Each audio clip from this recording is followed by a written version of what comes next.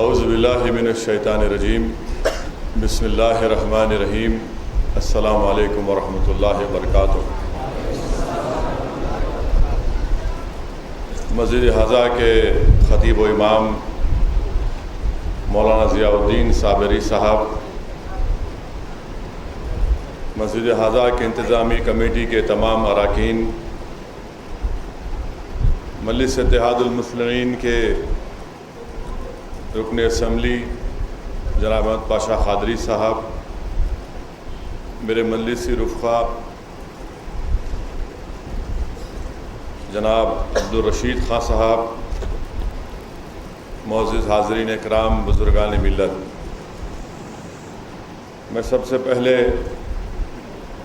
مسجد کے انتظامیہ کمیٹی کا شکر گزار ہوں کہ انہوں نے یہاں پر مجلس اتحاد المسلمین کو جلسہ یوم القرآن کرنے کی اجازت دی۔ عزیز دوستوں اور بزرگوں، حدیث شریف میں آیا کہ رسول اللہ صلی اللہ علیہ وسلم جمعہ کا خطبہ دینے کے لیے ممبر شریف پر اپنا پہلے خط مبارک رکھتے ہیں اور آمین کہتے ہیں، پھر رسول اللہ صلی اللہ علیہ وسلم دوسری مرتبہ آمین کہتے ہیں،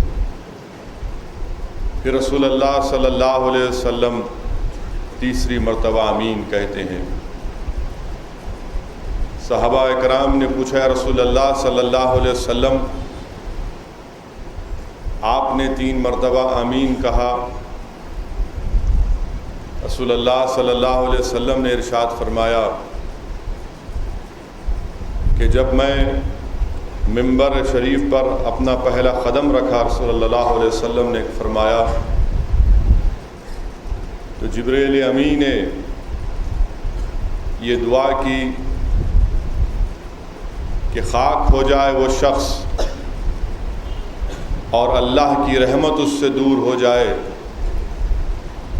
جس نے اپنے ضعیف ماں باپ کو پایا یا کسی ایک کو پایا اور ان کی قدر نہیں کی۔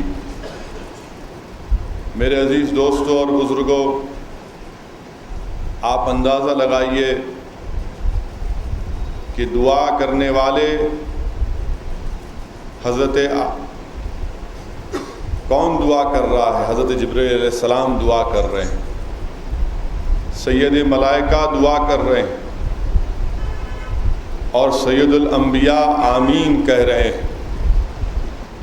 علماء کرام نے لکھا کہ اللہ کے رسول صلی اللہ علیہ وسلم نے یہ ارشاد فرمایا کہ جس نے اپنے ماں باپ کو ناراض کیا اس نے اللہ کو ناراض کیا، جس نے اپنے ماں باپ کو راضی کیا اس نے اللہ کو راضی کیا۔ میرے عزیز دوستوں اور خاص طور سے میرے غیور نوجوانوں، خوش قسمت ہے لوگ جن کے ماں باپ زندہ ہیں۔ اللہ کے رسول صلی اللہ علیہ وسلم کے پاس حضرت اسماء بنت ابو بکر آئیں اور آ کر یہ پوچھا، یا رسول اللہ صلی اللہ علیہ وسلم، میری ماں ابھی مسلمان نہیں ہوئی ہے، وہ غیر مسلم ہے، کیا میں ان سے اچھا سلوک کروں؟ کیا میں ان پر رحم کروں؟ تو رسول اللہ صلی اللہ علیہ وسلم نے ارشاد فرمایا کہ ہاں، تم ان پر رحم کرو، وہ تمہاری ماں۔ رسول اللہ صلی اللہ علیہ وسلم کے ارشاد مبارک کے بعد علماء کرام نے لکھا اور فرمایا اور ہم کو سمجھایا کہ اگر کسی کے ماں باپ مسلمان بھی نہیں ہیں تو یہ دین کا تقاضا یہ ہے، یہ دین کا مطالبہ یہ ہے کہ تم اپنے ماں باپ کی عزت کرو، ان کی خدمت کرو، ان کو راضی کرو۔ دوسری مرتبہ جب رسول اللہ صلی اللہ علیہ وسلم نے آمین کہا، اس تعلق سے رسول اللہ صلی اللہ علیہ وسلم نے ارشاد فرمایا کہ جس جگہ پر میرا ذکر ہوتا ہے اور وہاں پر رسول اللہ صلی اللہ علیہ وسلم پر درود و سلام نہیں بھیجا جاتا، تو جبریل امین دعا کر رہے ہیں کہ خاک ہو جائے وہ لوگ اور اللہ کی رحمت ان سے دور ہو جائے اس محفل پر جہاں پر اللہ کے رسول صلی اللہ علیہ وسلم کا ذکر ہو اور وہاں پر درود و سلام نہ بھیجا جائے۔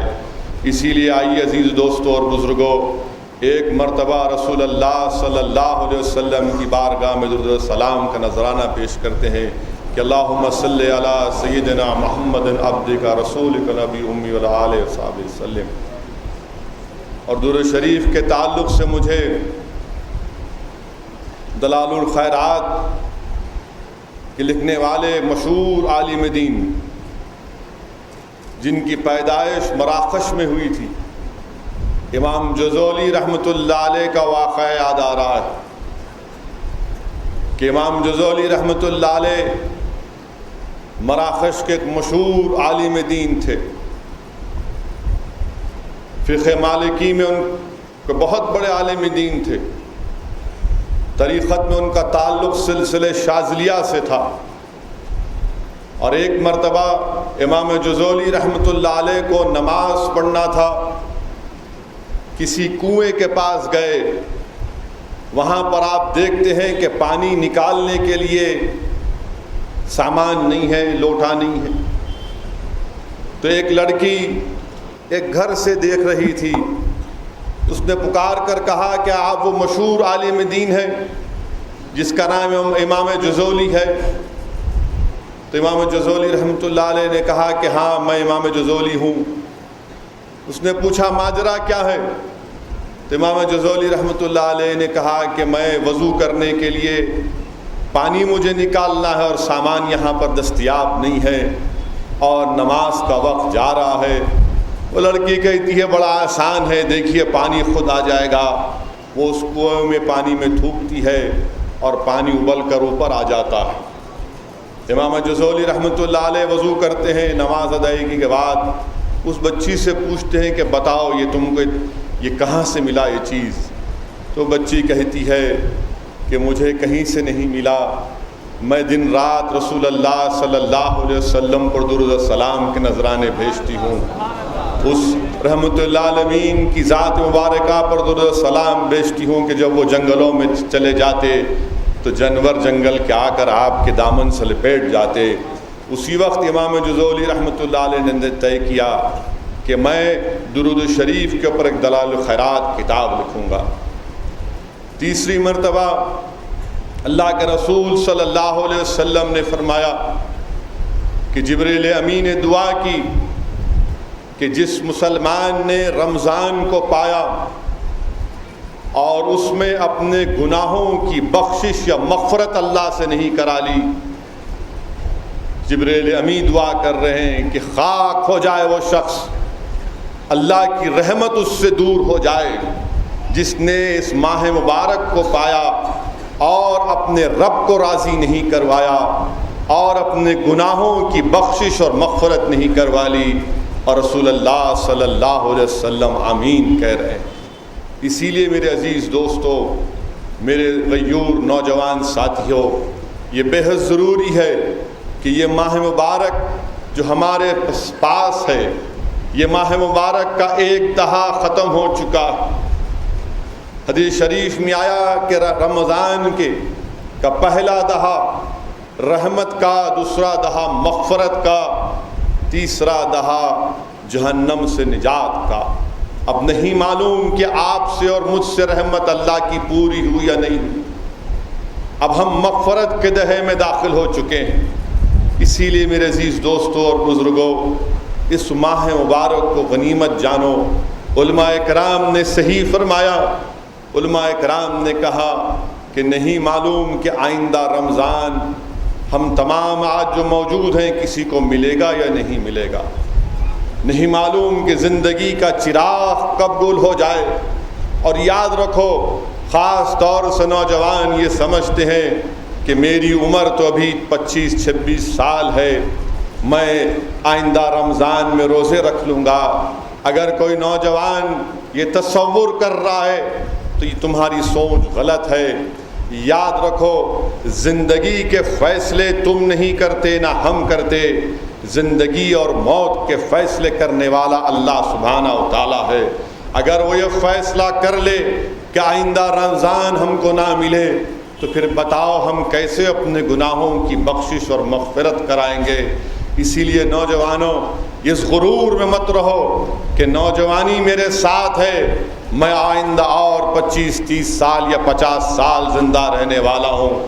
یاد رکھو زندگی کا کوئی بھروسہ نہیں، موت کا مزہ ہر نفس کو چکنا ہے۔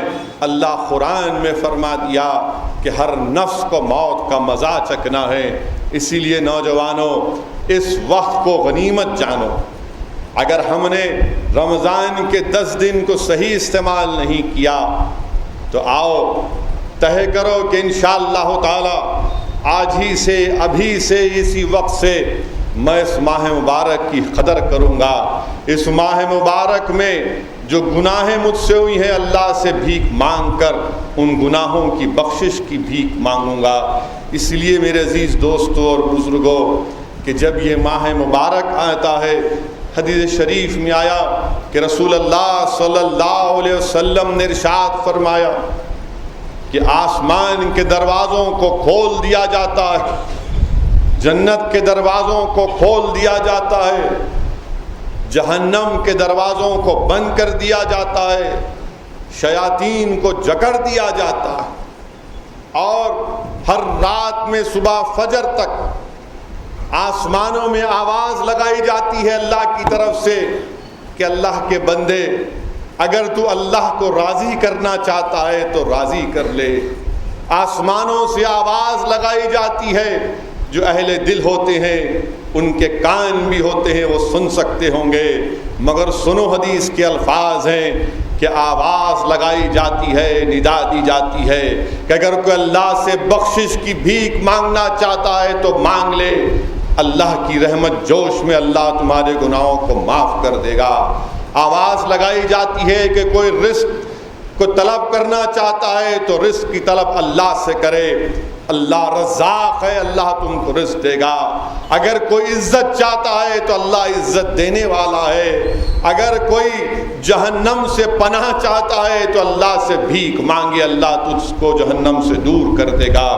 نوجوانوں، اس حدیث شریف کو اپنے سامنے رکھو اور اس ماہ مبارک کی قدر اور منزلت کرو کہ آواز لگائی جا رہی ہے، رات میں آسمانوں میں آواز لگائی جا رہی ہے۔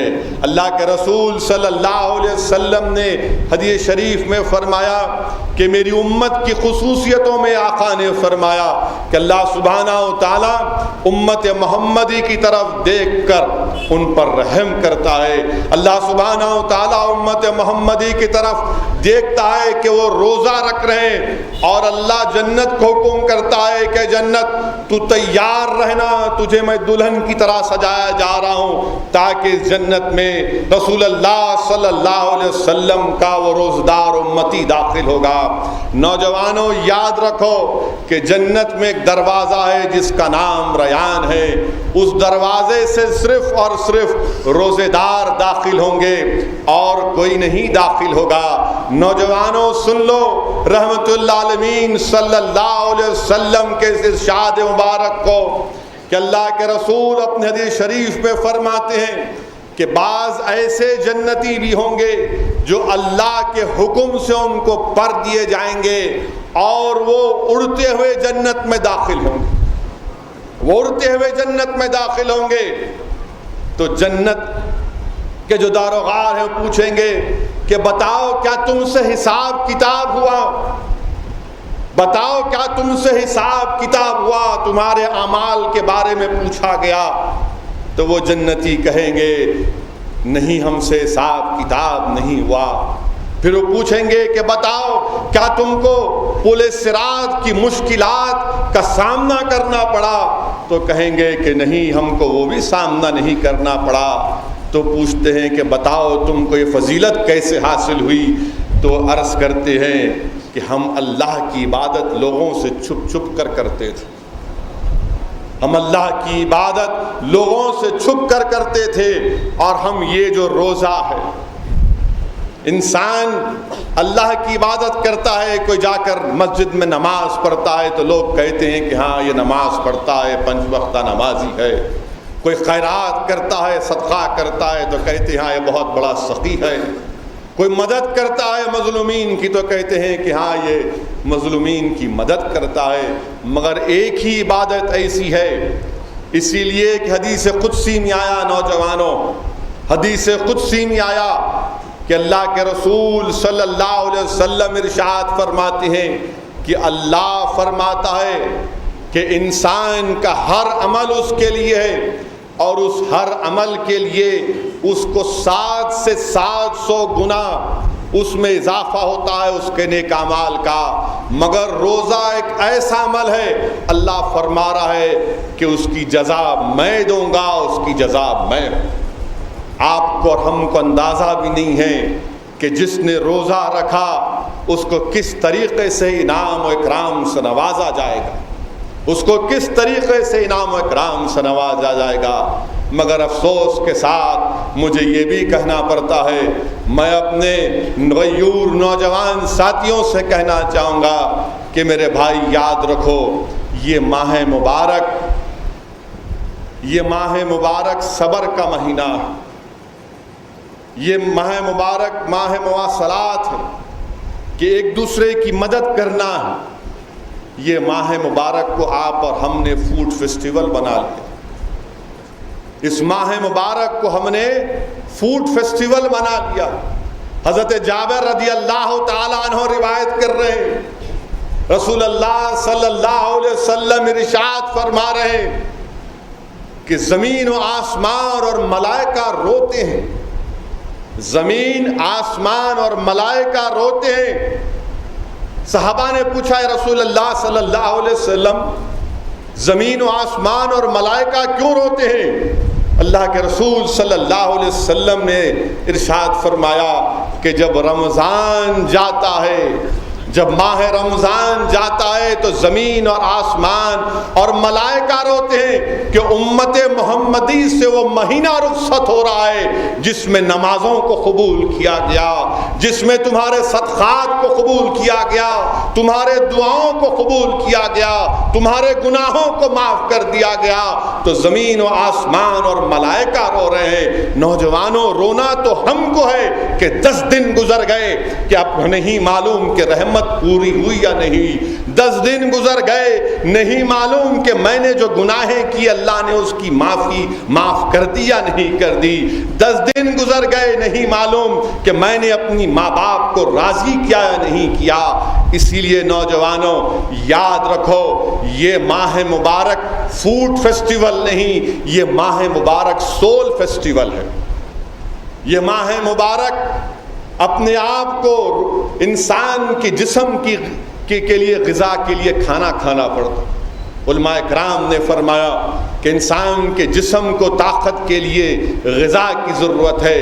روح کی غذا کیا ہے؟ روح کی غذا روزہ ہے، روح کی غذا روزہ ہے، اور جب آپ روزہ رکھتے ہیں تو یہ آپ کی روح کو غذا ملتی ہے۔ اسی لیے نوجوانوں، اس ماہ مبارک کی قدر کرو۔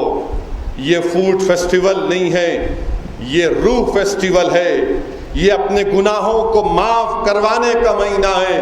اپنا وقت ضائع مت کرو نوجوانوں، اپنا وقت برباد مت کرو کہ فلاں جگہ پر کون سا کھانا اچھا مل رہا ہے، کہاں پر کون سی حلیم اچھی ہے۔ گھر میں جا کر اماں سے مت کہو کہ اماں کیا پکایا تو نے آج، گھر میں جا کر اپنی بیوی سے مت کہو کہ اتنا اچھا کھانا کیوں نہیں پکایا تم نے۔ ارے یاد رکھو، ہم اللہ کے لیے روزہ رکھ رہے ہیں۔ حدیث شریف میں آیا کہ روزے دار کے منہ کی بو اللہ کو مشک کی خوشبو سے بھی زیادہ پسند ہے۔ اب اس سے بڑا انعام اور کیا ہو سکتا ہے؟ آج روح کو غذا مل رہی ہے ہمارے روزوں سے۔ اور پھر یہ بھی ہم کو بتایا گیا، مشکات شریف کی حدیث ہے، کیا حدیث شریف میں بتایا گیا مشکات شریف کہ اللہ نے، رسول اللہ صلی اللہ علیہ وسلم نے ارشاد فرمایا کہ اللہ سبحانہ و تعالیٰ نے عقل کو پیدا کیا، اور اللہ نے عقل کو پوچھا کہ بتا میں کون ہوں؟ تو عقل نے کہا یا اللہ تو میرا خالق ہے اور میں تیرا بندہ ہوں۔ اللہ بڑا خوش ہوا اس کی عاجزی اور انکساری سے، اور اللہ نے کہا اے عقل تو تمام شے سے زیادہ مجھے تجھ سے محبت ہے۔ پھر اللہ نے نفس کو پیدا کیا، اللہ نے نفس کو پیدا کیا اور پھر نفس سے پوچھا کہ بتائے نفس میں کون ہوں؟ تو نفس غرور اور تکبر میں آ کر کہا کہ تو ہے اور میں ہوں۔ نفس نے کہا کہ تو ہے اور میں ہوں۔ اللہ کو جلال آیا، اللہ نے 100 سال اس کو جہنم میں رکھا، اور جہنم کی آگ میں 100 سال رکھنے کے بعد نکال کر جب اس سے پوچھا بتا میں کون ہوں، تو نفس میں وہی تکبر تھا، اس نے کہا کہ تو ہے اور میں ہوں۔ اللہ نے 100 سال اس کو بھوکا اور فاقہ رکھا، بھوکا اور فاقہ 100 سال رہنے کے بعد جب نفس سے پوچھا بتا میں کون ہوں، تو نفس نے پکار کر کہا کہ تو میرا خالق ہے اور میں تیرا بندہ ہوں۔ تو معلوم ہوا کہ اللہ نے نفس کے کنٹرول کے لیے ہم پر روزے فرض کیے۔ اگر ہم اپنے نفس پر کنٹرول کر لیں گے تو جیسا کہ ابھی مولانا ضیاء الدین صابری نے نماز جمعہ کے اپنے بیان میں کہا کہ اگر ہم اپنے نفس کو کنٹرول کر لیتے ہیں تو یقیناً وہ مسلمان کامیاب ہو جاتا ہے۔ اور کیسے نفس پر کنٹرول کیا جاتا ہے؟ حدیث شریف میں آیا کہ شیطان انسان کی رگوں میں دوڑتا ہے خون کی طرح، اور جب ان رگوں کو کھانا نہیں ملتا تو شیطان کے پاس کوئی مشینری نہیں ہوتی انسان کو بھٹکانے کے لیے۔ ابلیس پر ضرب لگتی ہے۔ کیسے لگتی ہے ابلیس پر ضرب؟ کہ جب نفس کو غذا نہیں ملتی تو شیطان کے پاس انسٹرومنٹ نہیں ہوتا ہم کو بھٹکانے کے لیے، شیطان کے پاس انسٹرومنٹ نہیں ہوتا۔ اسی لیے حدیث شریف میں رسول اللہ صلی اللہ علیہ وسلم نے ارشاد فرمایا کہ روزہ ڈھال ہے، روزہ ڈھال ہے جہنم سے، آگ سے اپنے آپ کو بچانے کے لیے۔ جنگ میں آپ دیکھتے ہوں گے کہ اگر کوئی سپاہی کے پاس اس کا ہتھیار ہوتا ہے تو اس کے پاس ڈھال بھی ہوتی ہے۔ ڈھال کا کام کیا ہوتا ہے؟ کہ دشمن کے وار سے اپنے آپ کو بچانا، شیطان کے وار سے اپنے آپ کو بچانا، جہنم کی آگ سے اپنے آپ کو بچانا۔ وہ کیسے بچائیں گے آپ؟ جب آپ اپنے نفس پر کنٹرول کریں گے۔ اور جیسا کہ مولانا نے ابھی کہا کہ اگر اپنی زبانوں پر کنٹرول کریں گے، اپنی شرمگاہوں پر کنٹرول کریں گے تو یقیناً ہم اپنے نفس پر کنٹرول کر سکیں گے۔ اور اس کا سلوشن، اس کا فارمولا کیا بتایا گیا؟ کہ روزے رکھو۔ اور کیسے روزے رکھو؟ کہ جب آپ روزہ رکھتے ہیں جس کی جزا اللہ ہے، جب روزے دار کا انعام اللہ خود دے گا جس کا اندازہ آپ اور ہم نہیں کر سکتے، تو یاد رکھیے کہ روزے میں اگر آپ ہیں تو آپ کی آنکھ بھی روزے میں ہے، آپ کے کان بھی روزے میں ہے، آپ کی زبان بھی روزے میں ہے۔ ایسا نہیں ہے کہ میں روزے کی حالت میں بھی ہوں اور ابھی 15 منٹ ہے روزہ کھولنے کے لیے تو گھر میں پورا خاندان پاندان بیٹھ کر ٹی وی کا سیریل بھی دیکھ رہا ہے۔ نہیں میرے عزیز دوستو بزرگوں، اتنا بڑا انعام جب اللہ دینے والا ہے، اپنی آنکھوں کو بچاؤ، زبان کو بچاؤ فحش کلمی سے۔ اور اگر حدیث شریف میں آیا کہ اگر کوئی تم کو گالی بھی دیتا ہے تو آپ اس سے کہو کہ میں روزے دار ہوں، میں روزے میں ہوں، بابو 30 دن کے بعد مجھ سے ملاقات کرنا، کم سے کم تمہاری انا کو تسکین تو ہو جائے گی۔ ورنہ آج کل ہمارا مزاج ایسا ہے کہ اگر ٹریفک لائٹ پر کوئی بازو سے چھوٹا سا دھکا لگ گیا تو ایسا سمجھتے ہیں کہ آپ دنیا کے سب سے بڑے طاقتور ترین شخص ہے اور آپ کی بہت بڑی چیز کو نقصان پہنچ گیا، ایک دوسرے کو گھورنا شروع کر دیتے۔ اور اگر نہیں گھورتے تو محبت کا ایسا عالم ہے کہ بدتمیزی کی حد تک بھی محبت چلی جاتی ہے۔ افسوس کے ساتھ کہنا پڑتا ہے میرے عزیز دوستوں اور بزرگوں، یقیناً اللہ نے ٹیکنالوجی کو پیدا کیا اور ٹیکنالوجی نے انسان کی زندگی کو آسان کرنے کے لیے بہت سی چیزیں اللہ نے انسانی دماغ کے ذریعے پیدا کی، مگر یاد رکھو میرے عزیز دوستوں اور بزرگوں، آداب کو ملوث رکھو، آداب کو ملوث رکھو۔ یاد رکھو جس دن آداب ختم ہو جائیں گے پھر ہمارے پاس کچھ حاصل نہیں ہوگا۔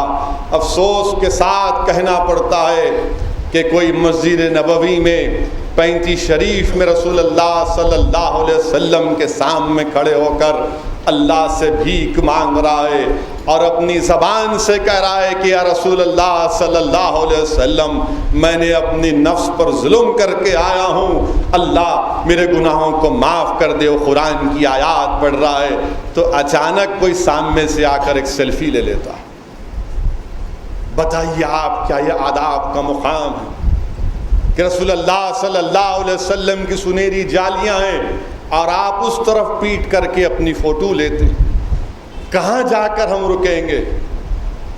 جس جگہ پر وقت کا خلیفہ آیا، مدینہ شریف میں روز مبارک میں آیا اور آ کر گفتگو کر رہا تھا تو امام مالک رحمۃ اللہ علیہ نے پکار کر کہا، اے خلیفہ اپنی آواز کو نبی کی آواز کے آگے بلند مت کرو ورنہ تمہارے اعمال حق کر لیے جائیں گے۔ اور ہم یہ ہیں کہ وہاں پر بیٹھ کر کے اس سنہری جالیوں کے سامنے کھڑے ہو کر تصویر لیتے ہیں۔ اللہ ہدایت دے مجھے بھی اور ان لوگوں کو۔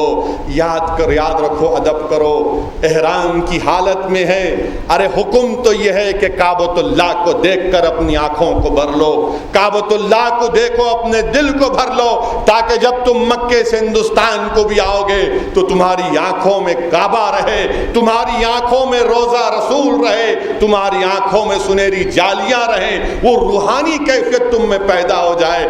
مگر ہم کیا کرتے ہیں؟ احرام کی حالت میں بھی کعبے کی طرف پیٹ کر کے سیلفی لیتے۔ میرے بھائی نوجوانوں، یاد رکھو زندگی کا مقصد سیلفی لینا نہیں ہے، زندگی کا مقصد یہ ہے کہ تم اپنے سیلف کو، اپنے نفس پر کنٹرول کرو۔ تمہاری زندگی کا مقصد اپنے سیلف کو بچاؤ، اپنے آپ کو بچاؤ، جہنم کی آگ سے بچاؤ، معاشرے کی برائیوں سے بچاؤ۔ اور جب 30 دن آپ اور ہم انشاءاللہ تعالی روزہ رکھیں گے تو ایک ڈسپلن پیدا ہوگا، اجتماعیت پیدا ہوگی کہ ایک ہی وقت میں پورے ہندوستان کے مسلمان روزہ کھول رہے ہیں، ایک ہی وقت پر تمام کے تمام سحری کر رہے ہیں۔ آپ اندازہ لگائیے کہ اجتماعیت پیدا ہو رہی ہے۔ جو نوجوان رمضان میں ہی نماز پڑھتے، میں ان سے کہہ رہا ہوں، میں تم سے دل کی گہرائیوں سے کہہ رہا ہوں، اپنا بھائی سمجھ کر کہہ رہا ہوں، تمہارا دینی بھائی سمجھ کر کہہ رہا ہوں کہ تم نے 30 روزے رکھے، تم نے راتوں میں 20 رکعت تراویح کی نماز پڑھی، تم نے 5 وقتہ نمازیں پڑھی جو 20 رکعت ہے، جب تم نے روز 40 رکعت نماز تم نے پڑھی، خدا کے لیے 30 دن کے بعد ان 5 وقت کی نمازوں کو مت چھوڑو۔ جب تم نے اپنے آپ کو مجبور کر دیا کہ تم دن میں 1 مرتبہ 40 مرتبہ نماز پڑھ سکتے ہو تو یقیناً تم دن میں 20 رکعت تو پڑھ سکو گے۔ یہ تبدیلی پیدا ہونا نوجوانوں آپ میں اور ہم میں کہ ہم نے ہو سکتا ماضی کی زندگی میں نمازیں نہیں پڑھی ہوں گی، مگر رمضان آیا اس لیے کہ شیطان کو جکڑ دیا گیا، جہنم کے دروازوں کو بند کر دیا گیا، جنت کے دروازوں کو کھول دیا گیا۔ تو علماء کرام نے حدیث شریف میں فرمایا کہ اللہ سبحانہ و تعالیٰ پوری دنیا کے ماحول کو نورانی کر دیتا ہے، روحانی کر دیتا ہے، اور جو شدت، جو گرمی جو گناہوں میں ہوتی ہے اللہ اس میں کمی پیدا کر دیتا ہے۔ اسی لیے نوجوانوں، جب آج ہمارے نفس کی ٹریننگ دی جا رہی ہے، یہ نہیں کہ رمضان ختم ہوا، عید کی نماز ہوئی تو فوراً کسی تھیٹر کی طرف روانہ ہو گئے کہ فلاں بڑے ایکٹر کو دیکھنا ہے۔ ارے ان بندروں کو مت دیکھو میرے دوستو، یہ بندر تمہارے آخرت میں، تمہاری قبر میں، تمہارے حشر کے میدان میں آ کر تمہاری مدد نہیں کریں گے۔ اور اگر دیکھنا ہے تو دعا کرو کہ اللہ کا قرب حاصل ہو جائے۔ دعا کرو، نمازیں پڑھو میرے نوجوان ساتھیوں۔ میں سیاسی تقریر ضرور کروں گا آج، مگر میرا یہ فریضہ ہے کہ میں تمہارے سامنے اہم باتوں کو بھی رکھوں، اس لیے کہ یوم القرآن کا جلسہ ہے، اور اللہ قرآن میں فرماتا ہے کہ نماز اور صبر کو استعمال کرو، نماز پڑھو، نماز پڑھو۔ ابھی مولانا نے صوفیاء کرام کا ذکر کیا، پاشا قادری صاحب نے صوفیاء کرام کا ذکر کیا، تو مجھے یہاں پر ترکی کے ایک بہت مشہور ایک بزرگ کا وہ واقعہ یاد آ رہا ہے، جن کو ترکی میں لوگ حاجی سلطان بابا کے نام سے جانتے تھے۔ حاجی سلطان بابا کا معاملہ یہ تھا کہ اگر کوئی آ کر ان سے کہتا کہ میں آپ کے ہاتھ پر بیعت کرنا چاہتا ہوں تو اس کو بیعت دیتے، اس کے بعد بولتے بتاؤ تم نے کتنی نمازیں قضا کی ہیں؟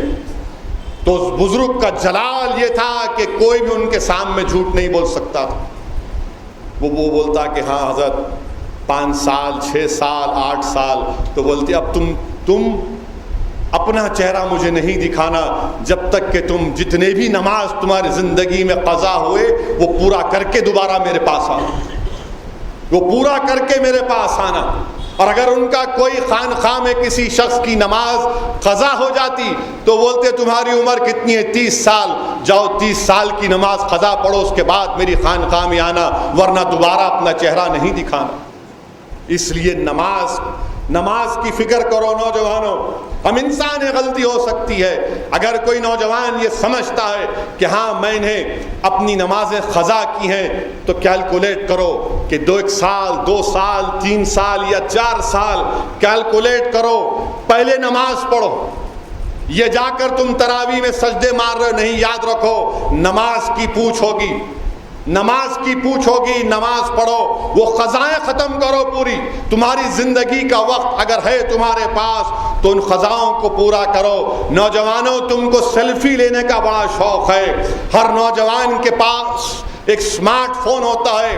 میں تم کو کہہ رہا ہوں ایک سمارٹ فون میں ایک ایپ ہے جس کا انگریزی میں نام ہے ڈیٹ ٹو دا ڈیوائن، یعنی اللہ کو کا قرضہ ادا کرنا، اس کا انگریزی میں ترجمہ اگر کروں loosely date to the divine. اس ایپ کو ڈاؤن لوڈ کرو، اس میں جا کر آپ لکھو کہ میں حنفی مسلک یا شافعی یا مالکی یا جو بھی ہے، آپ اس میں لکھو، اس کے بعد کہو کہ اتنے 4 سال کی میری نمازیں قضا ہوئی ہیں، وہ لکھ کر آپ کے سامنے آ جائے گا آدھے سیکنڈ میں کہ تمہاری اتنی نمازیں تم کو پڑھنا ہے، اتنی نمازیں تم کو پڑھنا ہے۔ نوجوانوں یہ کام ہم کو کرنا ہے۔ جب ہم اللہ کی بارگاہ میں سر جھکانا سیکھ لیں گے تو یاد رکھو ہماری مزاجوں میں انکساری پیدا ہو جائے گی، غرور اور تکبر دور ہو جائے گا، ہم اپنے نفس پر کنٹرول کر سکیں گے۔ اور اسی لیے اللہ کے رسول صلی اللہ علیہ وسلم امت کی ماں بی بی عائشہ صدیقہ روایت کرتی ہیں اور فرماتی ہیں کہ رسول اللہ صلی اللہ علیہ وسلم جب ماہ رمضان آتا تو اپنی کمر کو کس لیتے اور پورا رمضان بستر سے دور رہتے۔ رسول اللہ صلی اللہ علیہ وسلم کمر کو کس لیتے اور پورا رمضان بستر سے دور ہو جاتے۔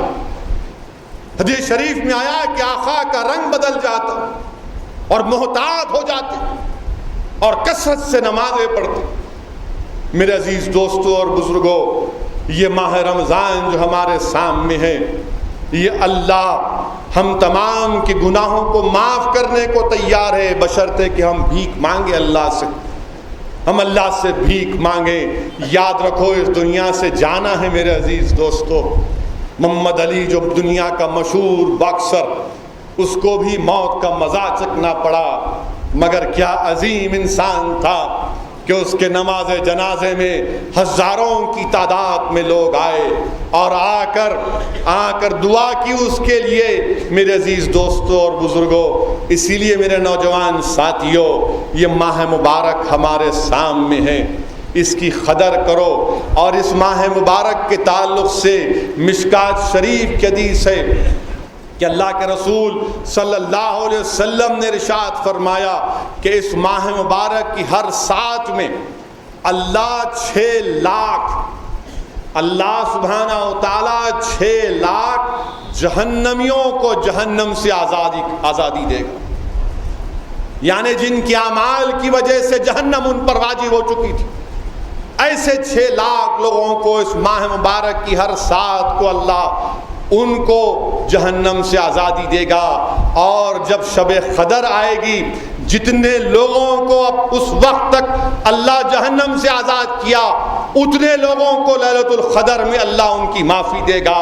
اور جب عید کی رات آئے گی، جتنے لوگوں کو رمضان شروع ہونے سے عید کی رات تک جتنے لوگوں کو اللہ نے جہنم سے آزاد کیا، اتنے لوگوں کو معاف کر دیا جائے۔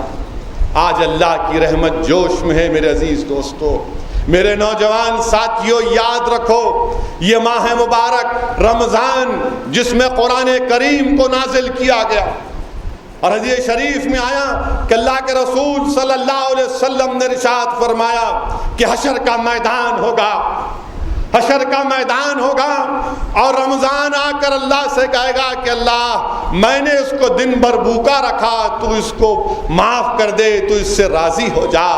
پھر اللہ اس کی رمضان سجدے میں، حدیث کے الفاظ ہے کہ رمضان سجدے میں گر جائے گا، کہ اللہ رمضان سجدے میں گر جائے گا، اور اللہ سے بھی کہے گا کہ اللہ یہ تیرا روزے دار ہے، میں نے اس کو دن بھر کھانے سے دور رکھا، تو راضی ہو جا۔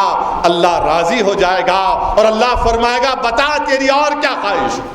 تو رمضان کہے گا یا اللہ تو اس کو عزت اور شرف کے کپڑے پہنا دے۔ قرآن آئے گا، قرآن آ کر کہے گا اللہ سے حشر کے میدان میں کہ یا اللہ میں نے اس کو راتوں میں اپنے بستر سے دور رکھا، یہ تیرے کلام کی تلاوت کر رہا تھا، تو اس سے راضی ہو جا۔ اللہ راضی ہوگا۔ قرآن کہے گا اللہ تو اس کو عزت کے کپڑے پہنا دے، اللہ عزت کے کپڑے پہنائے گا۔ قرآن کہے گا یا اللہ تو اس کے سر پر تاج رکھ دے، اللہ اس کے سر پر تاج رکھ دے گا، اور حکم ہوگا کہ قرآن کی تلاوت کرو۔ کیا منظر ہوگا میرے عزیز دوستوں اور بزرگوں، کہ حشر کا میدان ہوگا، اور قرآن اور رمضان اور آقا دو عالم صلی اللہ علیہ وسلم کی موجودگی میں شفاعت ہم تمام کو ملے، اور حکم ہوگا کہ قرآن پڑھو، اور جتنا جو پڑھتا جائے گا اتنا اس کے درجات بلند ہوتے جائیں گے۔ میرے عزیز دوستوں اور بزرگوں، یقین جانو کہ زندگی کا چراغ کب گل ہو جائے کسی کو نہیں معلوم۔ بڑے بڑے طاقتور ترین لوگوں کو اس مٹھی کی غذا بننا پڑا۔ اس ماہ مبارک میں قرآن کریم کو نازل کیا گیا، جو تمام کے لیے ہدایت ہے، اور جو حافظ قرآن ہیں ان کے لیے بھی کیا خوشخبری ہے۔ جو لوگ کثرت سے قرآن پڑھتے رہتے اور اس کے مطابق اپنی زندگی کو گزارتے، ان کے ماں باپ جب حشر کے میدان میں پریشان کھڑے ہوں گے تو قرآن ان کے قریب آ کر پوچھے گا کیا تم مجھے پہچانتے ہو؟ تو وہ حافظ قرآن، اس شخص جو زندگی بھر قرآن پڑھتا تھا، جو قرآن کو نہیں، تلاوت کو نہیں چھوڑتا تھا، اس شخص کے ماں باپ کہیں گے کہ نہیں ہم تم کو نہیں جانتے۔ تو قرآن کہے گا میں وہ ہوں جس کو تم پڑھتے تھے، تمہارا اولاد پڑھتی تھی، جس کو چھوڑنا تم پسند نہیں کرتے۔ تو وہ ماں باپ کہیں گے کیا تم قرآن ہو؟ تو کہے گا کہ ہاں میں قرآن ہوں، اور حدیث کے الفاظ ہیں کہ قرآن اپنے ہاتھ سے پکڑ کر ان کو اللہ کے پاس لے کر جائے گا، اور کہے گا کہ اللہ ان کے سر پر ایسا تاج رکھ۔ یہ حدیث کے الفاظ ہے کہ اس تاج کی روشنی سورج کی کرنوں کی روشنی سے زیادہ ہوگی۔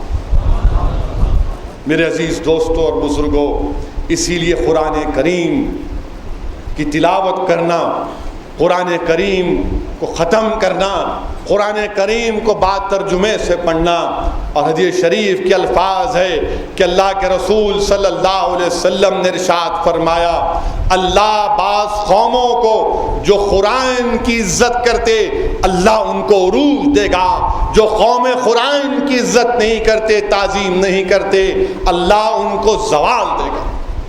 حدیث شریف میں آیا اللہ کے رسول صلی اللہ علیہ وسلم کیا فرما رہے ہیں؟ نوجوانوں سنو، تم بہت سی کتابیں پڑھتے، پڑھنا بھی چاہیے، علم حاصل کرنا چاہیے، مگر یاد رکھو جو اللہ کا کلام ہے اس کو پڑھنا ضروری ہے۔ دنیا کی سب سے بہترین کتاب قرآن، اور حدیث شریف کے الفاظ ہیں کہ رسول اللہ صلی اللہ علیہ وسلم نے ارشاد فرمایا کہ اس اللہ کے کلام کو، قرآن کریم کو، الفرقان کو نہ کوئی پانی ڈبو سکتا ہے، نہ کوئی آگ جلا سکتی۔ بتاؤ دنیا میں کوئی ایسی کتاب ہے کیا؟ اللہ کے رسول صلی اللہ علیہ وسلم فرما رہے ہیں کہ دنیا کی کوئی آگ اس کو جلا نہیں سکتی، نہ دنیا کا کوئی پانی اس کو ڈبو سکتا۔ اور قرآن یہ فرما رہا ہے کہ جو اس کو چھوتے ہیں وہ اس لیے اس کو ہاتھ لگاتے ہیں کیونکہ اس کا احترام کرتے، جو اس کو ہاتھ نہیں لگاتے وہ گندے ہیں، وہ اس کا احترام نہیں کرتے۔ اچھے ہو جاؤ، نیک ہو جاؤ، احترام کرو قرآن کا، یہ اللہ کا کلام ہے۔ یاد رکھو یہ وہ کلام ہے جو حشر کے میدان میں آ کر ہماری سفارش کرے گا۔ میرے عزیز نوجوان ساتھیوں، قرآن کریم کو پڑھو، اگر ہو سکے وقت ہے تمہارے پاس تو باترجمہ پڑھو۔ اسمارٹ فون اور سوشل میڈیا پر اپنے آپ کا اپڈیٹ کرنے والے نوجوانوں، اگر تم کہیں پر بیٹھے تو فیس بک پر اپڈیٹ کرتے ہیں، کہیں چائے پی رہے تو نوجوان فوراً فیس بک پہ لکھتے ہیں کہ میں رشید خان کے ساتھ چائے پی رہا تھا۔ مولانا ضیاء الدین صابری صاحب مسجد سے باہر نکلے تو مولانا کو بولتے مولانا ایک سیلفی۔ بیچارے مولانا کیا کریں گے، مولانا خاموش ہو جاتے، فوٹو لیتے، آپ فیس بک پہ ڈال دیتے، سنیپ چیٹ پہ ڈال دیتے۔ یاد رکھو نوجوان ساتھیوں، فیس بک مٹ جائے گا، سنیپ چیٹ مٹ جائے گا، تمہارے پوسٹ مٹ جائیں گے، مگر جو قرآن کریم تم پڑھ کر اپنے نامہ اعمال میں تم پوسٹ کرو گے وہ تم کو حشر کے میدان میں کام آئے گا۔ تم کون سا کام کرو گے؟ تم فیس بک پر پوسٹ کرو گے یا سنیپ چیٹ پر کرو گے؟ بتاؤ، یہ فیصلہ تم پر چھوڑتا ہوں میں۔ آپ تمام صاحب سمجھ ہیں، میں کسی کو مجبور نہیں کر سکتا۔ جمہوریت کا دور ہے اور قرآن میں اللہ فرما رہا ہے لا اکراہ فی الدین، دین میں کسی پر زور زبردستی نہیں ہے، مگر ہمارا کام یہ ہے کہ تم کو دعوت دینا، ہمارا کام یہ ہے کہ اپنے آپ کو سدھارنا، ہمارا کام یہ ہے کہ آپ تک سچائی کو اور ان تمام باتوں کو بیان کرنا۔ نوجوانوں، اپنے وقت کو یہ تمام چیزوں میں کم سے کم رمضان کے مہینوں میں ضائع مت کرو، بلکہ استعمال کرو۔ اپنے اسمارٹ فون میں قرآن کریم کو ڈاؤن لوڈ کرو۔ اس قرآن کریم کو اگر تم متبرک کتاب کو اٹھا کر آنکھوں کو لگا کر چوم کر نہیں پڑھ سکتے تو کم سے کم اسمارٹ فون میں تو دیکھ کر پڑھو قرآن کو، اور کم سے کم اس ماہ مبارک کی قدر کرو، اس کی منزلت کو جانو، ورنہ یاد رکھو نقصان آپ کو اور ہمارا ہوگا۔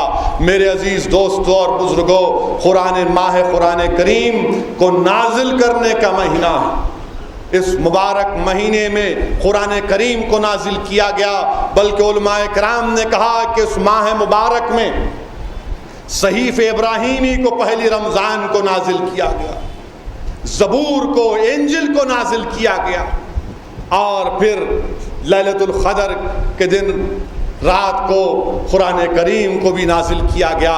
اس ماہ مبارک میں حضرت جبرائیل علیہ السلام رسول اللہ صلی اللہ علیہ وسلم کو پوری قرآن سناتے تھے، اور پھر اس کے بعد وہ قرآن کریم کی آیات وحی کے ذریعے اللہ سبحانہ و تعالیٰ بھی جاتا رہا۔ یہ وہ کلام ہے جس میں کوئی زیر اور زبر کا اضافہ نہیں کر سکتا، بلکہ قرآن کریم میں اللہ ساری دنیا سے قرآن چیلنج کر رہا ہے۔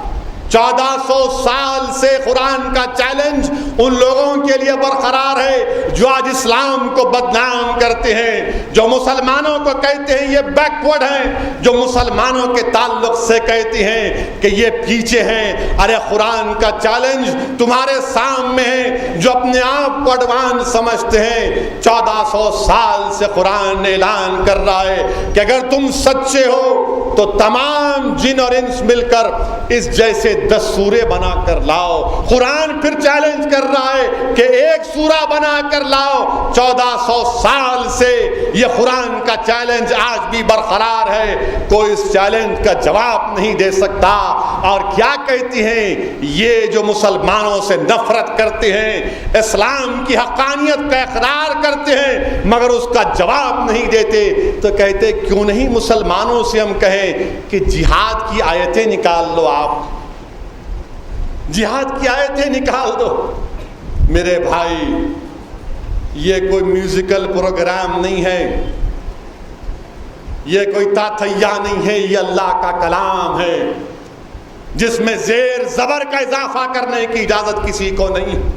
جو ہم سے کہتے ہیں ہم تم کو چیلنج کر رہے ہیں، ہم نہیں نکالیں گے، یہ اللہ کا کلام ہے، ہم کون نکالنے والے؟ اگر یہ کلام پہاڑوں پر نازل ہوتا تو دنیا کے بڑے بڑے پہاڑ چکنا چور ہو جاتے ہیں۔ یہ وہ اللہ کا کلام ہے۔ ہم دنیا والوں سے کہہ رہے ہیں کہ قرآن کو پڑھو۔ اسد الدین اویسی کو مت دیکھو اسلام جاننے کے لیے، تم قرآن پڑھو۔ تم اسد الدین اویسی کی زبان کے نکلے ہوئے الفاظ کو اگر تم کڑوے سمجھتے ہو تو چھوڑو، تم سیرت کا مطالعہ کرو، دیکھو اسلام کی حقانیت تم کو سمجھ میں آ جائے گی۔ اور میرے عزیز دوستوں اور بزرگوں، میں نوجوانوں سے کہوں گا کہ اگر تمہارے دوستوں میں، تمہارے جاننے والوں میں، آپ کے پڑوس میں اگر کوئی غیر مسلم ہے تو ان کو افطار کی دعوت دو، بلاؤ ان کو تاکہ ان کو معلوم ہو سکے کہ ہم کیوں روزہ رکھتے۔ جب دعوت دو تو بتاؤ تھوڑا بہت کہ ہاں دن بھر کھانا نہیں کھاتے، ہم وضو کرتے ہیں، کلی بھی کرتے ہیں مگر پانی کو نگلتے نہیں، اور کیوں کرتے؟ اللہ کے لیے۔ تم بلاؤ، قریب بلاؤ تاکہ لوگ دیکھیں، مگر خدا کے لیے ایسی دعوت مت کرو کہ تم افطار کی دعوت بھی دے رہے اور وہاں پر ٹی وی پر سیریل بھی چل رہا۔ عجیب و غریب معاملہ ہے کہ مرد حضرات تو تراویح کی نماز کو چلے جاتے اور ہماری عزت دار ماں اور بہنیں ٹی وی کو چھوڑ نہیں سکتی۔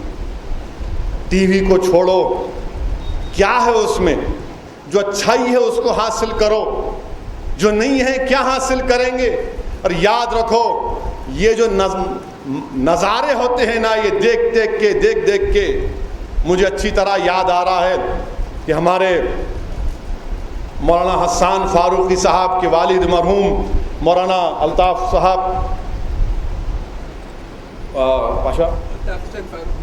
حسین فاروقی صاحب کا ایک تقریر کا جملہ یاد آ رہا ہے جو آپ نے ایک مسجد میں دیا تھا جب میں بھی ان کے ساتھ بیٹھا تھا۔ حضرت نے فرمایا تھا کہ جو لوگ یہ تمام تصاویر، یہ گندے چیزیں دیکھتے ہیں، یہ گندے چیزیں کان میں سنی آتی ہیں، اگر کل کے دن جب تمہاری روح قبض کی جائے گی، کل تمہارے منہ سے اگر کلمہ نہیں نکلے گا، وہ فحش گانا نکلے گا، تو کیا کرو؟ کیا کرو گے آپ؟ میرے عزیز دوستوں اور بزرگوں، اس لیے زبان پر درود شریف رکھنا، زبان سے جیسا کہ مولانا نے کہا کہ غیبت مت کرو، جھوٹ مت بولو، اور یہ بہترین مہینہ ہے اپنے آپ کو سدھارنے کا، اور یقین جانیے اس میں میں بھی شامل ہوں۔ مجھ میں بھی عیب ہے، مجھ میں بھی کمزوریاں ہیں، میں بھی کوشش کر رہا ہوں کہ اپنے آپ کو اچھا کر سکوں، میں بھی کوشش کر رہا ہوں کہ اللہ کو راضی کر سکوں، میں بھی کوشش کر رہا ہوں کہ بھیک مانگ کر اللہ کو راضی کر سکوں۔ میرے عزیز دوستوں اور بزرگوں، یہ مت سمجھو کہ اسد الدین اویسی صرف ہم کو ہی لیکچر دے رہے، میں تمہارے ساتھ کشتی میں سوار ہوں میرے بھائی، نہیں معلوم کہ میرے ساتھ کیا حشر ہونے والا ہے، مجھے بھی میری آخرت کی فکر ہے، مجھے بھی اس بات کا خوف ہے کہ کیا مجھے رسول اللہ صلی اللہ علیہ وسلم کی شفاعت ملے گی یا نہیں ملے گی۔ میں بھی بھیک مانگتا ہوں کہ اللہ رسول اللہ صلی اللہ علیہ وسلم کی شفاعت نصیب ہو۔ جس طرح مدینے میں جا کر ہم روز مبارک میں آقا کے پینتی میں بیٹھتے ہیں، اسی طرح پل صراط میں رسول اللہ صلی اللہ علیہ وسلم کے ساتھ اتنا قرب حاصل ہو جائے۔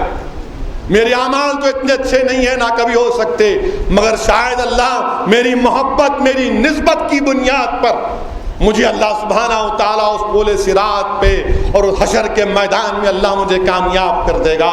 اسی لیے میرے عزیز دوستوں اور بزرگوں، یہ ماہ مبارک ہم تمام کے لیے غنیمت ہے، ایک موقع ہے، اس کو سمجھیے، اس کی اہمیت کو سمجھو نوجوانوں، اور یاد رکھو جتنا ہم اللہ سے بھیک مانگیں گے اللہ اتنا دینے والا ہے، اللہ اتنا دینے والا ہے۔ یاد رکھو بھوکا رہیں گے۔ بعض نوجوان بولتے ارے بھائی میں ایکسرسائز کرتا ہوں، ویٹ لفٹنگ کرتا ہوں، 30 دن نہیں کرا تو میرے مسل ڈوب جائیں گے، میرے مسل ختم ہو جاتے۔ ارے یاد رکھو احیاء علوم الدین میں امام غزالی رحمۃ اللہ علیہ حدیث شریف میں لکھ رہے ہیں، حدیث شریف لکھ رہے ہیں، کیا لکھ رہے ہیں کہ جو روزہ رکھتا ہے اس کی فکر تیز ہو جاتی، جو روزہ رہتا ہے اس کی فکر تیز ہو جاتی۔ اگر آپ روزہ رہیں گے تو فکر تیز ہو جاتی۔ اور اکثر میں آپ کو میری مثال دیتا ہوں، مجھے بدنام کیا جاتا ہے کہ شخص جہاں پر جاتا ہے بھڑکاؤ بھاشن دیتا ہے، تو جس دن بھی مجھے بھڑکاؤ بھاشن دینا ہوتا ہے میں خالی پیٹ جاتا ہوں۔ لوگ بولتے کھا کے جاؤ، میں بولتا نہیں، جب پیٹ خالی رہے گا تو فکر ہوگی، سوچ ہوگی، اور میں اس کی ترجمانی کر سکوں گا۔ میں عزیز دوستوں اور بزرگوں، اسی لیے احیاء علوم الدین میں امام غزالی رحمۃ اللہ علیہ لکھتے ہیں کہ پیٹ بھر کھانا کھانے سے معدے میں معدہ جب بھر جاتا ہے تو فکر ختم ہو جاتی۔ امام غزالی لکھتے ہیں کہ فکر گمسم ہو جاتی، گونگی ہو جاتی، جسم کے اعضاء کمزور ہو جاتے، نماز عبادت نہیں ہوتی، فکر ختم ہو جاتی۔ اسی لیے یہ مت سمجھو کہ 30 دن میں ایکسرسائز نہیں کرا تو میرا کیا ہوگا۔ میرے دوستو 30 دن تم روزہ رکھو گے تو اتنی طاقت تم میں پیدا ہوگی کہ تم اس کا اندازہ بھی نہیں کر سکتے۔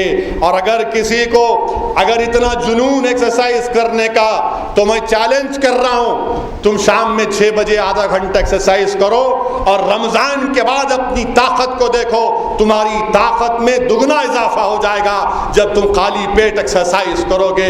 یہ سائنس سے ثابت ہوا، اور دنیا کی سائنس یہ بتا رہی ہے کہ اگر آپ کو کینسر نہیں ہونا ہے تو دنیا بول رہی کہ ہفتے میں 2 دن بھوکے رہو۔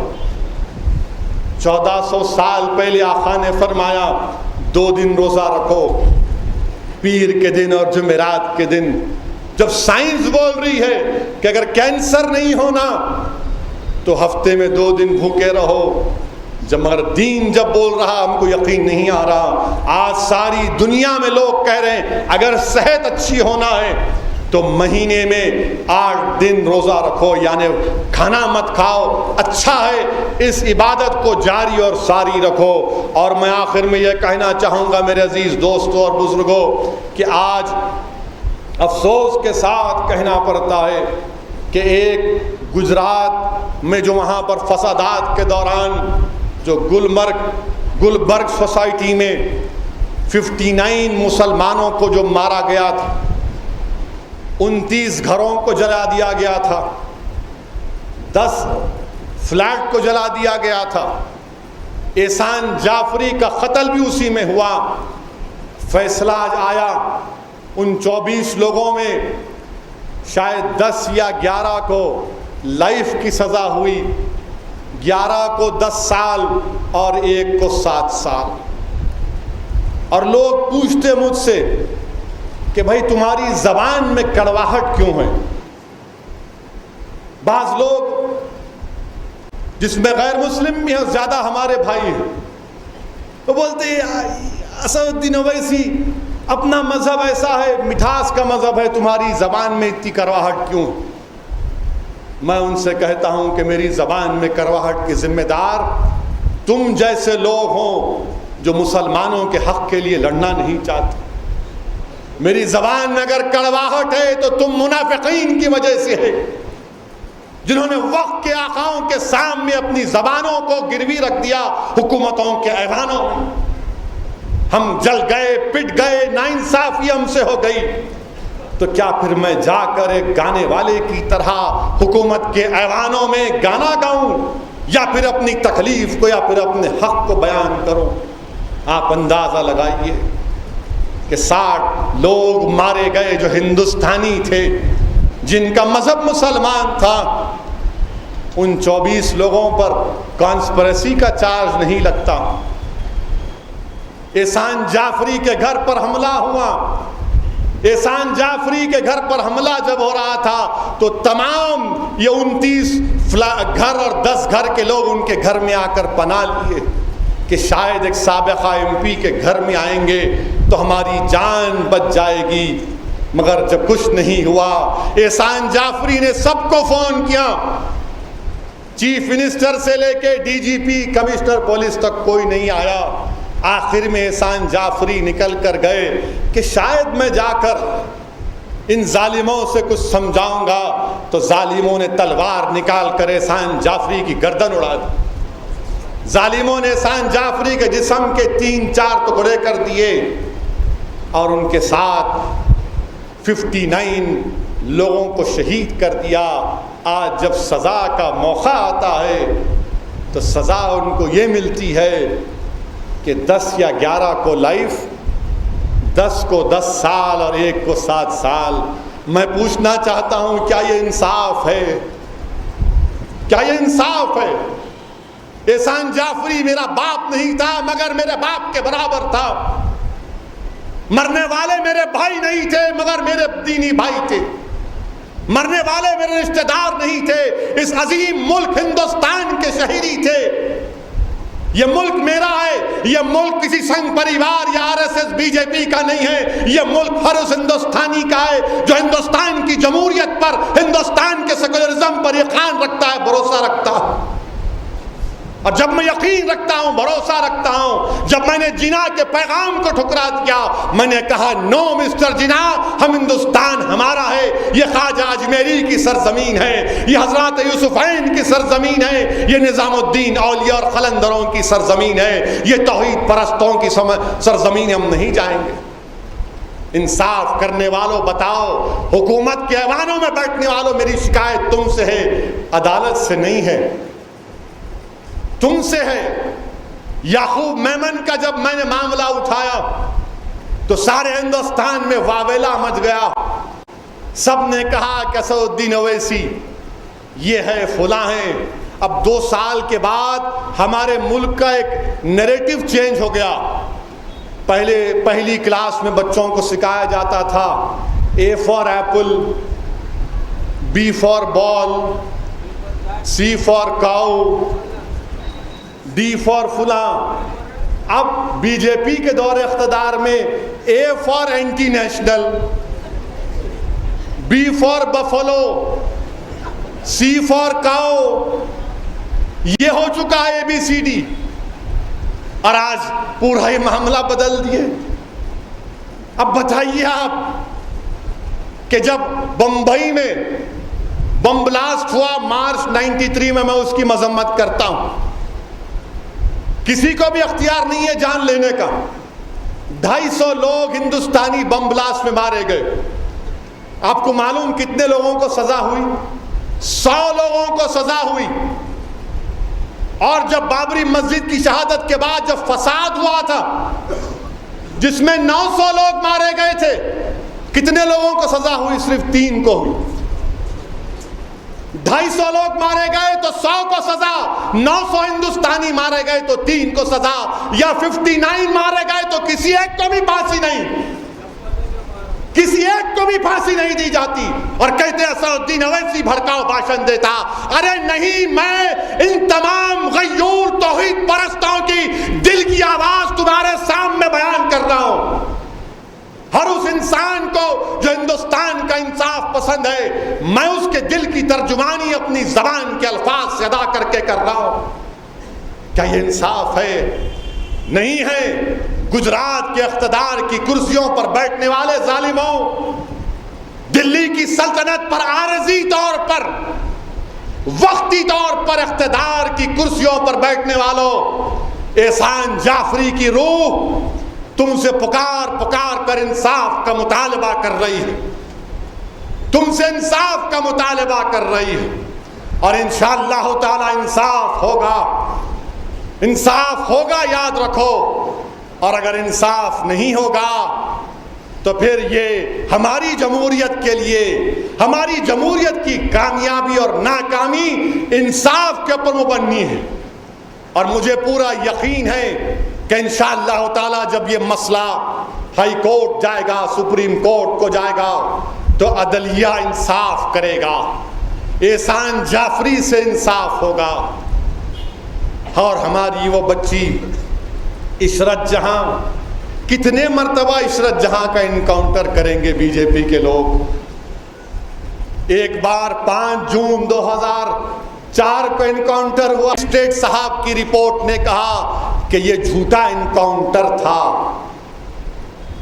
مجسٹریٹ کی رپورٹ نے کہا جھوٹا انکاؤنٹر تھا، high court S I T نے کہا یہ جھوٹا انکاؤنٹر تھا، ہائی کورٹ میں سی بی آئی نے چارج شیٹ ڈالی ہے جھوٹا انکاؤنٹر تھا۔ میں چیلنج کر رہا ہوں، کورٹ کا کیس چلاؤ، دودھ کا دودھ پانی کا پانی ہو جائے گا۔ کورٹ کا کیس چلاؤ، چلاتے کیوں نہیں تم لوگ؟ چلاؤ نا کورٹ کا کیس، دودھ کا دودھ پانی کا پانی ہو جائے گا۔ عشرت جہاں کی ماں کو بھی انصاف ملنا چاہیے۔ میرے عزیز دوستوں اور بزرگوں، میں اختتام کی طرف جانے سے پہلے اس ماہ مبارک کے تعلق سے بتانا چاہوں گا کہ اس ماہ مبارک میں بہت بڑی تاریخیں بھی ہیں۔ 10 رمضان کو ہماری امت کی ماں حضرت خدیجہ کبریٰ کا وصال ہوا تھا۔ نوجوانوں، میں تم سے پوچھنا چاہتا ہوں، تم کو معلوم تمہاری امت کی ماں کا نام کیا تھا؟ نوجوانوں، تم کو معلوم ہماری امت کی ماں کا نام کیا تھا؟ ام المومنین کا نام کیا تھا؟ خدیجہ کبریٰ ان کا نام تھی۔ نوجوانوں، تم کو معلوم رسول اللہ صلی اللہ علیہ وسلم کی 4 صاحبزادیوں کا کیا نام تھا؟ تو نوجوان بولیں گا یوں دیکھ کے، ارے گانے کا نام پوچھتے تو بولتا تھا، میں ہیرو کا نام پوچھتے تو بولتا تھا، رمضان کے بعد کون سے جوکر کی پکچر آ رہی انہوں نام بولتا تھا، یہ کیا پوچھ لیے انہوں؟ نوجوانوں، یاد کرو ان چیزوں کو، یاد کرو نوجوانوں ان چیزوں کو۔ ہماری امت کی ماں خدیجہ کبریٰ رضی اللہ تعالی عنہ، اللہ کے رسول صلی اللہ علیہ وسلم کے ساتھ کس نے مکہ میں، صحن مکہ میں کس نے نماز پڑھی تم کو معلوم نوجوانوں؟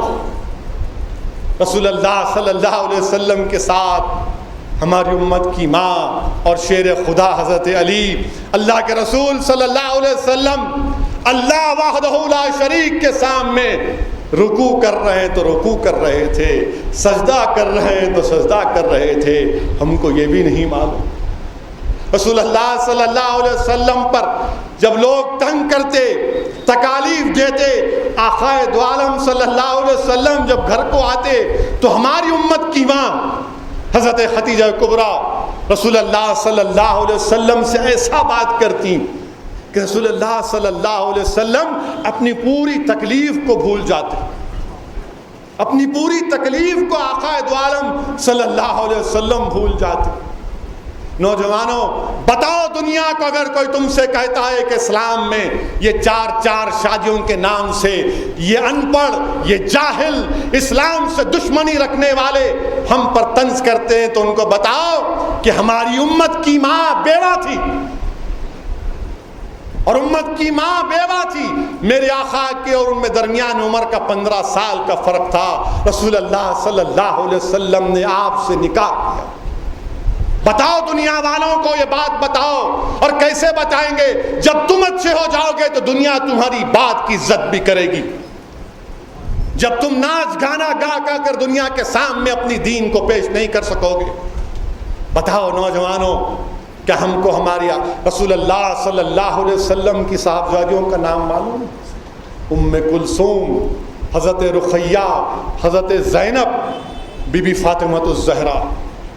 رسول اللہ صلی اللہ علیہ وسلم نے کیا فرمایا تھا؟ آقا نے آنکھوں کو نم کر کے فرمایا کہ میری بیٹی زینب پر بہت ظلم کیا گیا تھا۔ رسول اللہ صلی اللہ علیہ وسلم کے صاحبزادی، یہ شہزادی حاملہ ہیں، اور حبار بن اسود جب وہ ہجرت کر کے مدینے کو جا رہی تھی رسول اللہ صلی اللہ علیہ وسلم کے پاس، تو نیزہ مار دیا یہ صاحبزادی رسول اللہ صلی اللہ علیہ وسلم کی زمین پر گر جاتی ہیں، ان کا حمل سقط ہو جاتا ہے اور اسی زخمی حالت میں وہ شہادت پا جاتی ہے۔ رسول اللہ صلی اللہ علیہ وسلم نے فرمایا میری بیٹی پر بہت ظلم کیا، مکہ فتح ہوا، بتاؤ دنیا والوں کو جو اسلام کے تعلق سے بولتے کہ تمہارا دین تلوار کی زور پر پھیلا، نہیں دنیا والوں، میرا دین حق ہے، تلوار کی زور پر نہیں پھیلا۔ مکہ فتح ہوا، رسول اللہ صلی اللہ علیہ وسلم کے سامنے کون آتا ہے؟ وہ شخص آتا ہے جس نے آپ کی صاحبزادی کو شہید کیا تھا، نیزہ مارا تھا۔ وہ رسول اللہ صلی اللہ علیہ وسلم کے سامنے آ کر کہتا ہے مجھے معاف کر دیجئے، قربان جائیے آقا کی رحمت العالمین کی رحمت پر۔ رسول اللہ صلی اللہ علیہ وسلم کہتے ہیں کہ جا میں تجھے معاف کر دیا۔ اسد الدین اویسی شاید اگر اس کی بیٹی کے ساتھ کوئی کرتا تو معاف نہیں کر سکتا تھا، مراخا نے کہا جا میں تجھے معاف کر دیتا ہوں۔ حبار بن اسود کو رسول اللہ صلی اللہ علیہ وسلم نے معاف کر دیا۔ بتاؤ نوجوانوں، یہ تاریخ ہماری ہے، اگر تم اس کو نہیں پڑھو گے، تم اس کو بیان نہیں کرو گے تو کون کرے گا؟ اور جو نوجوان اپنی بیوی سے شادی کرتے ہیں، جھگڑے ہوتے ہیں، یقیناً شادی میں انبن ہوتی ہے، مگر دیکھو سنت کیا ہے؟ سنت یہ ہے کہ حضرت بی بی خدیجہ کا وصال ہو گیا 11 رمضان کو، اور امت کی ماں حضرت عائشہ صدیقہ فرماتی ہیں کہ جب کبھی بھی رسول اللہ صلی اللہ علیہ وسلم امت کی ماں بی بی خدیجہ کا ذکر کرتے تو اتنی محبت سے کرتے، گھر میں کوئی کھانا آتا تو بولتے کہ بی بی خدیجہ کبریٰ کے دوستوں میں بانٹ دیا جائے، کہ دنیا میں نہیں ہے مگر ان کی یاد ہے۔ نوجوانوں، اس طرح کے رشتے اپنی بیوی سے نبھانے کی ضرورت ہے کہ اپنی بیوی سے محبت کرو۔ دنیا ہم سے کہہ رہی ہے کہ پاکستان میں ایسا ہو گیا، وہ قانون نہیں ہے، ترکی میں نہیں ہے، 20 ممالک میں نہیں ہے۔ ارے یاد رکھو، تم پاکستان کی مثال ہمارے سامنے پیش مت کرو، تم ترکی کی مثال ہمارے سامنے پیش مت کرو، اور نوجوانوں اپنی بیویوں سے اچھا سلوک کرو۔ اللہ کے رسول صلی اللہ علیہ وسلم نے کیا فرمایا کہ تم میں سب سے بہترین وہ ہے جو اپنے گھر والوں سے اچھا، اپنی بیویوں سے اچھا سلوک کرو خدا کے لیے۔ ان کو جھڑکو مت، ان کو مارو مت، ان کو یہ تمام چیزیں کیا ہیں؟ میرے عزیز دوستو، دنیا کا موقع مت دو۔ منافقین کے ایک ٹولہ ہے جو ہم کو بتا رہے، خود تو شادی نہیں کرتے، نکاح نہیں کرتے، ہم کو آ کے بڑا بتا رہے ویسا نہیں کرنا، ویسا نہیں کرنا۔ ارے تم پہلے ایسا کرو پھر ہم کو بتاؤ۔ نہیں ایسا نہیں کرنا تھا، وہ فلاں ویسا ہے، فلاں ایسا ہے۔ ایسا کچھ بھی نہیں ہے، مگر ہم کو اپنے معاشرے کو اچھا کرنا ہے، اپنے معاشرے کو سدھارنا ہے، اپنے معاشرے کو مضبوط کرنا ہے، اپنے بچیوں کو پڑھانا ہے، اپنے بیویوں سے اور محبت کرنا ہے، اور محبت ایسی کرنا کہ ہم بیوی کو ایک انسان کی طرح بھی دیکھیں۔ جو حق اللہ نے، دین نے بیوی کو دیا وہ بیوی کو ملنا چاہیے۔ جو حق اللہ نے شوہر کی ذمہ داری ہے وہ شوہر کو ذمہ داری کو نبھانا پڑے گا۔ انشاءاللہ تعالی اور بھی جلسے انشاءاللہ تعالی آئندہ جمعے میں یوم القرآن کا جلسہ ہوگا، تو میں کوشش کروں گا کہ اس میں جنگ بدر اور حضرت علی شیر خدا کے سیرت کے واقعات بیان کر سکوں۔ میں تمام جو میں نے آپ کے سامنے باتیں کہیں، اگر کسی کو برا لگا تو میں معذرت چاہتا ہوں۔ میرا مقصد آپ کو تکلیف پہنچانا نہیں تھا، میرا مقصد یہی تھا کہ باتیں معلوم ہوں۔ یہ نوجوان ہماری قوم کا مستقبل ہے، یہی ہماری دیوار ہے۔ اگر ہماری دیوار اور بنیاد مضبوط ہو جائے گی تو انشاءاللہ اس پر ہم ایک شاندار عمارت تعمیر کریں گے، ایسی عمارت جس پر کوئی باطل طاقتیں ان پر نظر اٹھا کر نہیں دیکھ پائیں گی۔ دعا کرو میرے عزیز دوستو کہ عشرت جہاں کہ ماں کو انصاف ملے.